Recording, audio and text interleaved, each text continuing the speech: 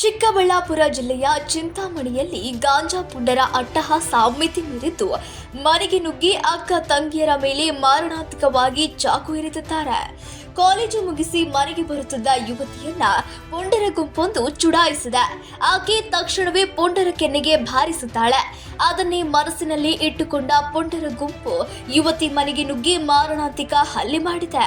College ಮುಗಿಸಿ ಮನೆಗೆ ತೆರಳುತ್ತಿದ್ದ 18 ವರ್ಷದ ಮೇಘನಾ ಎಂಬ ಯುವತಿಯನ್ನ ಕಾರ್ತಿಕ್ ಮತ್ತು ವಿನೋದ್ ಎಂಬ ಇಬ್ಬರು ಪುಂಡರು ಅಡ್ಡಗಟ್ಟಿದ್ದಾರೆ.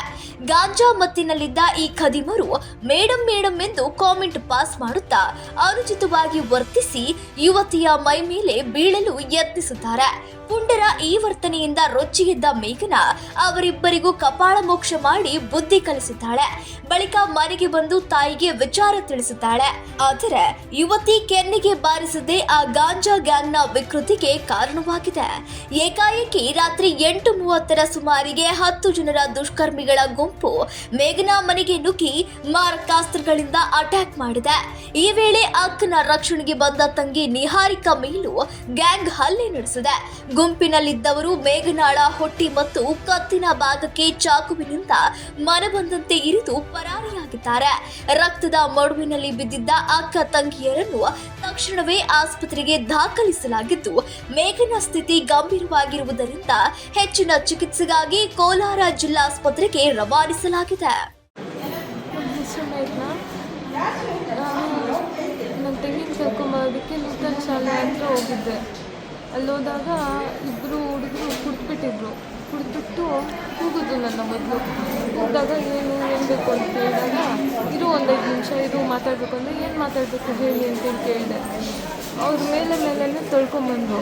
ನಾನು ಅವ್ರಿಗೆ ತೊಳೆದೆ. ಹಿಂದಾಗೆ ತೊಳೆದ್ರೆ ಅವರು ಫುಲ್ ಡ್ರಂಕ್ ಮಾಡಿಬಿಟ್ಟಿದ್ರೆ ಹಿಂದೆ ಸ್ವಲ್ಪ ಹೋಗ್ಬಿಟ್ಟಿದ್ರು. ಬಿದ್ದಿದ್ದಕ್ಕೆ ಏನು ಜಾಸ್ತಿ ಮಾಡ್ತಾಯಿದ್ಯಾ ಹಾಗೆ ಹೇಗೆ ಅಂದಾಗ ನಾನು ಗಾಡಿ ತೊಗೊಂಡು ಮನೆ ಹತ್ರಕ್ಕೆ ಹೋದೆ. ಹೋಗಿ ಅಮ್ಮಗೆ ಹೇಳಿದೆ ನಾನು, ಅಮ್ಮ ಹಿಂಗಾಯಿತು ಅಂತ. ಮತ್ತು ಅಮ್ಮನ ಕರ್ಕೊಂಬರೋ ಅಷ್ಟೊತ್ತಿಗೆ ಯಾರೂ ಇರಲಿಲ್ಲ ಅಲ್ಲಿ. ರಾತ್ರಿ ನಮ್ಮ ಅಜ್ಜಿಯವ್ರ ಮನೆಗೆ ಹೋದಾಗ 8:30 ಅಲ್ಲಿ ಮನೆಗೆ ನುಗ್ಗಿ ನನ್ನ ತಂಗಿನೆಲ್ಲ ಕಾಲಲ್ಲೆಲ್ಲ ಒದ್ದಿದ್ದಾರೆ. ಅವರು ಹಿಂದೆ ಎಲ್ಲ ಇಳಿದು ಜುಟ್ಟೆಲ್ಲ ಇಳಿದು ಹೊಟ್ಟೆಗೆ ಒದ್ದು ಚಾಕುವಲ್ಲೆಲ್ಲ ಕತ್ತಿಗೆ ಹೊಟ್ಟೆಗೆಲ್ಲ ಕೊಯ್ದು ಬಟ್ಟೆಗೆಲ್ಲ ಸಿಗಿ ಎಲ್ಲ ಕೈಯೆಲ್ಲ ಹಾಕಿದ್ದಾರೆ. ಗೊತ್ತಿಲ್ಲ ಸರ್ ಯಾರು ಅಂತ. ಮನೆಯಲ್ಲಿದ್ದರು ಸರ್.